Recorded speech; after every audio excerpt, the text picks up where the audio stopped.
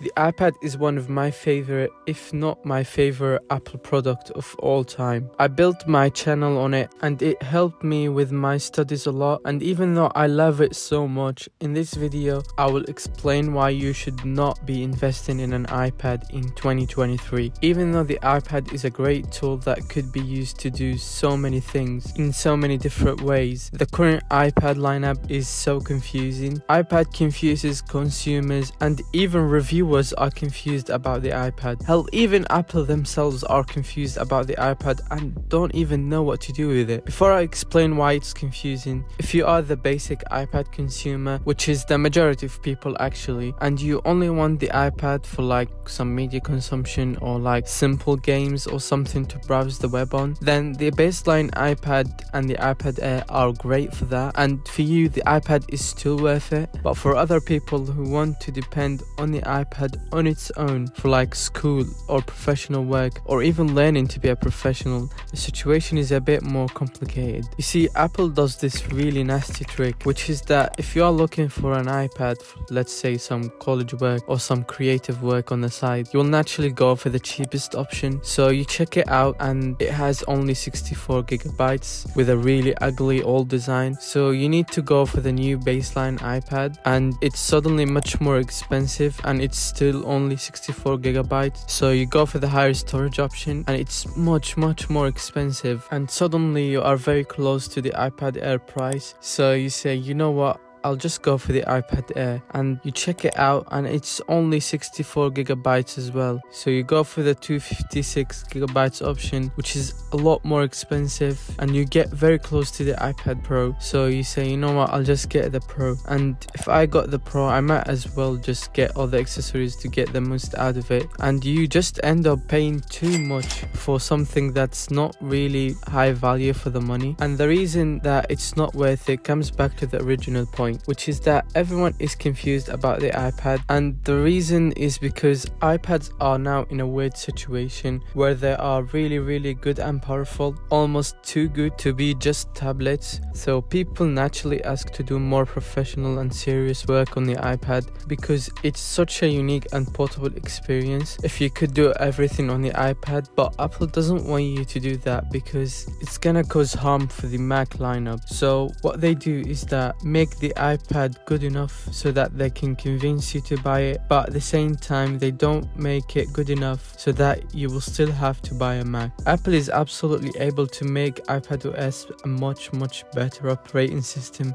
and make it able to have Final Cut, Logic Pro, Premiere Pro, or even any professional app, but they don't want to do that because that will be so confusing. If you can get a device that's light, portable and touchscreen and you can do professional work on it, why would you ever buy a Mac? And Apple doesn't want you to only buy an iPad, they want you to buy a Mac and an iPad and an iPhone and the whole ecosystem. So if you are a professional or planning to be a professional and you want to do some serious work like video editing or graphics design, I'm afraid to tell you that the iPad is not the best option for you. The Mac is still the default, and even if you are not professional and let's say you are doing a uni degree, if your degree has a specific program that you need to use, it's highly likely that this program is not available on the iPad and only available on the Mac or Windows. So that's also a problem because iPads won't do the job for you. So what I'm saying is that the people who buy an iPad Pro are people who have money or need it, and if you have the money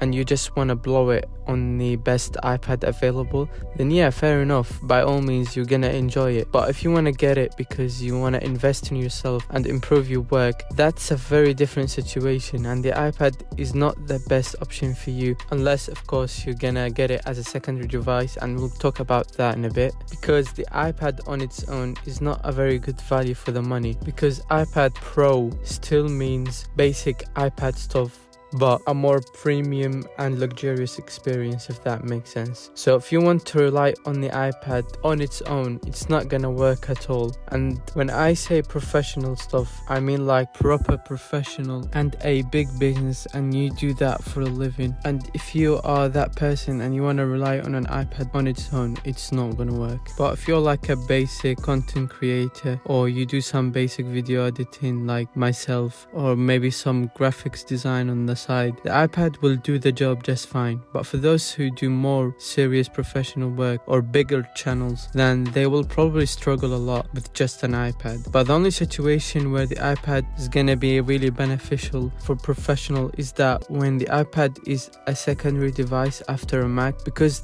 that's where the iPad is the most useful. And I believe the Mac and the iPad are built to complete each other, not to fight each other. You can use the iPad as a secondary screen or universal control and still enjoy the iPad experience with the touch screen and the Apple Pencil. And it's just a way better experience having both devices, because now everything you want to do will become possible. However, I know that for the majority of people, they are not able to get both devices. And for the majority of people, I would recommend the Mac over the iPad 80% of the time. And there are people who I would recommend the iPad for over a Mac. And if you want to know if you are one of these people, I'll make a video on why you should get the iPad over a Mac. I'll link it in the description below. So in conclusion, the iPads and the Macs are still two different and separate devices, and each one is good at different things, and you shouldn't buy one to replace the other, at least for now, until Apple makes a new version that combines the two together. But I think that would take a long time since the technology